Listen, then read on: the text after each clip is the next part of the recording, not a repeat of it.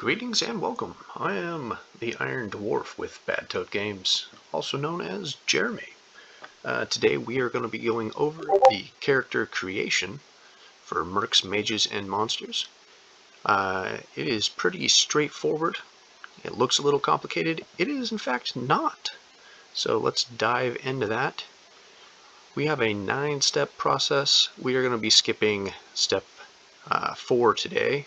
I was hovering over 5. It is in fact step 4 we will be skipping because that's just the background details and description, and we will not be doing that.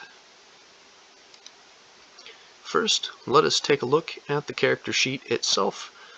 It's a pretty straightforward sheet.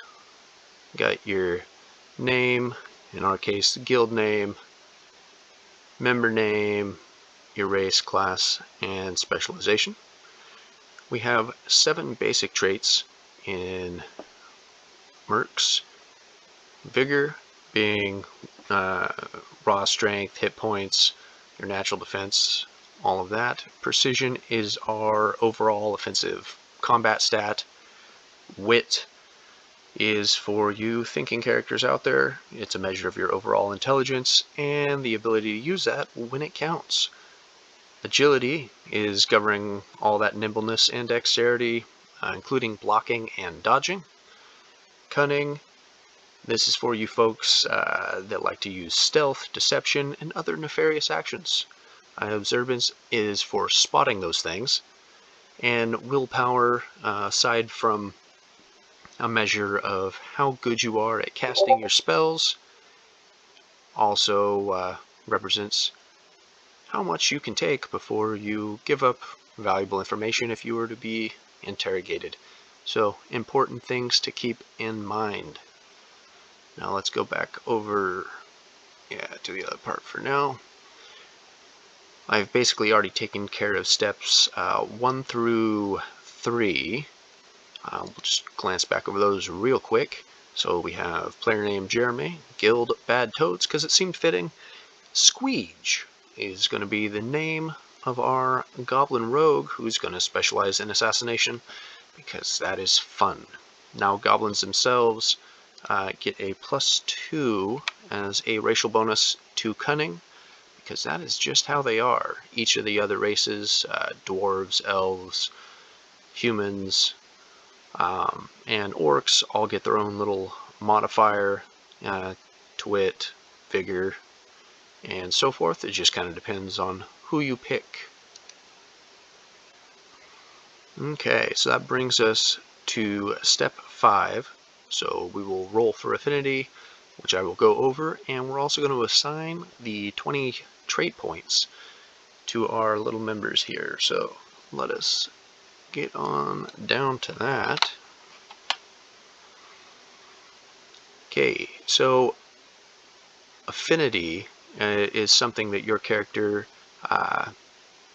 sort of has a natural aptitude to, outside of just something they're racially known for. So let us roll and see what we get. So we will be rolling a d8 for that, and then consulting our little affinity chart below. Okay, hey, we're going to end up with a smarter goblin. So we got 4, which means we're going to get a bonus to wit, and now we roll a d4 to see how big of a buff we get.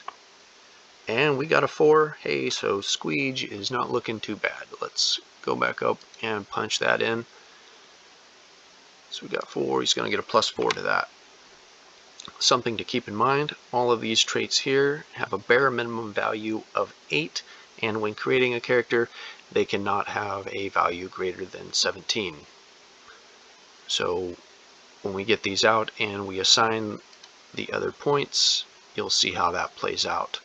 So we have 2 methods for spreading these points out in Mercs, Mages, and Monsters. The first is the point buy method, which, if you're familiar, it just means that you distribute those points how you see fit across the board, keeping in mind that 8 minimum that's already there. This is just the 20 points spread out on top.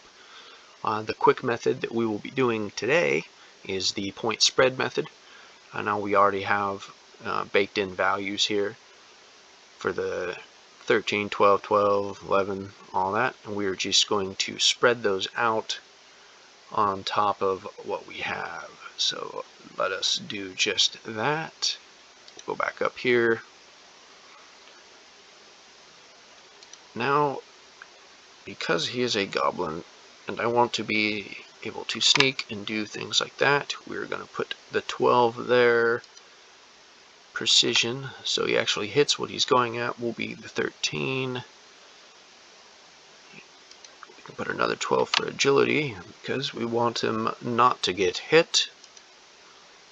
Observance 11.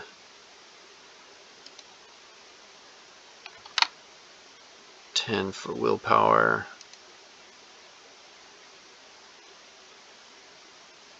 10 for wit. So he's going to be a smart goblin, which good for him. And we're going to give him a vigor of 8. Alright, so this gives us a total of 14 here for his wit, and a total of 14 for his cunning. What this means, the way our system works, is roll under. So we will take 3d8s, and when you roll to make any of your skill checks, you are going to roll under that trait score and then get success levels based on how far below, and that'll impact kind of how things go. Alright, let's figure out the next thing we got to do, which was where we got back 18. Okay, we are going to calculate hit points. Wonderful. So let's go back down. Now hit points are easy. It's just half your member's vigor plus 1d10. For Squeege, we're looking at 8 vigor, so we're going to half that. We end up with 4, and then we take our trusty d10 and we give that a roll. Okay, that's better than I thought for a second. I thought I rolled a 1, which would have been abysmal, but I got a 7. So, we got 7 plus 4 over here, so let us give that.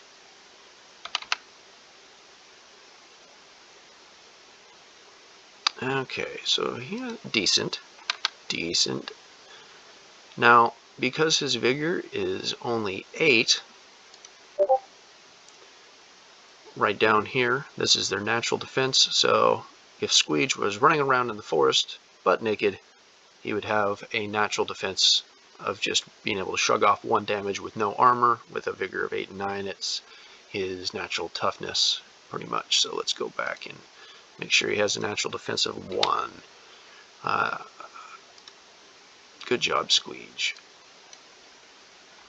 Next up, though, we will be sorting out his knacks, talents, and he's not a mage, so we won't worry about spells, but all of this will be specific to the class and the specialization that we've set him up with. And for Squeege, we set up in a rogue assassin. Alright, so we consult the chart here. For Squeege, we have 2 assigned talents. Now they can choose one or the other here. Knife in the Dark will give a bonus to any surprise attack that Squeege does. I believe it is 1d8 extra damage, which is wonderful. Or he can take Spoonful of Murder, which just gives him the ability to make 1 moderate poison, and then allows him to start with 2 mild poisons, or weak poisons, I believe, at the start in his inventory. For now, we will just take Spoonful of Murder, because that is just funny. And he is Assassin, so it makes sense. So let's go back up to Squeege here, give him his talent. Spoonful of Murder. Perfect. Okay, moving on. We have 3, well, we actually have 5 choices here. You get to choose 3. He gets his assigned knack, which is just stealth, so we're not too concerned about that. We'll drop it in, though.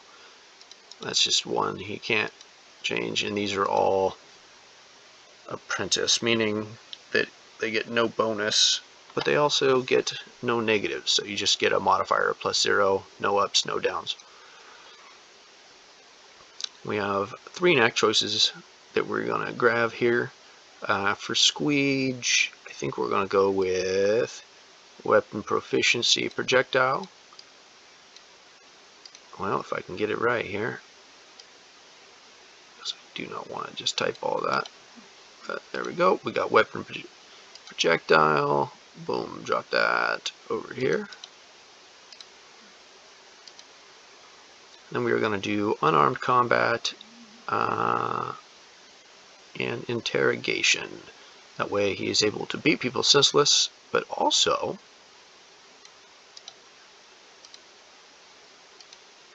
get the information he needs. We're just going to grab those 2. Perfect.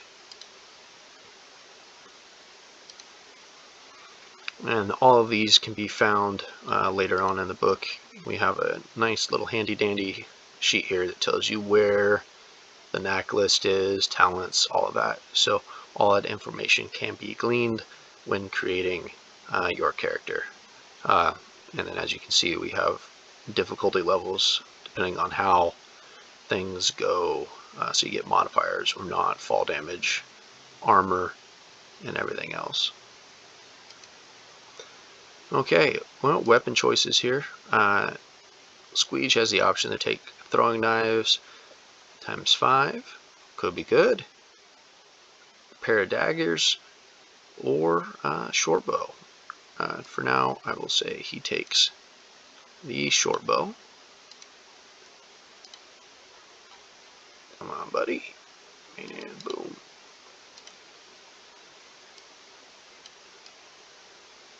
And that's going to be common quality, which, as we saw before, just means the weapon itself gets no modifiers.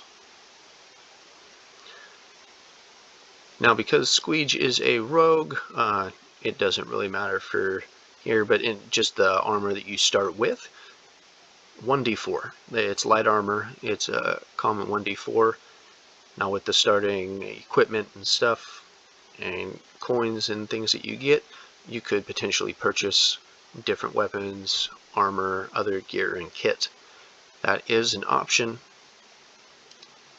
but this is just kind of what they get to start with here. Oh, I grabbed the wrong one. Well, disregard that. We'll just type that in. Light armor. Defense 1d4. Quality common. Okay. So Squeege is looking pretty good. He's not too bad. The average roll in MM&M is 13. So he actually, he has a decent chance of being able to roll under these and hit these. So it's not too bad. Let's look here. Standard equipment. So we're going to roll a d8. Here we go. Let's see actually how much funds Squeege starts with.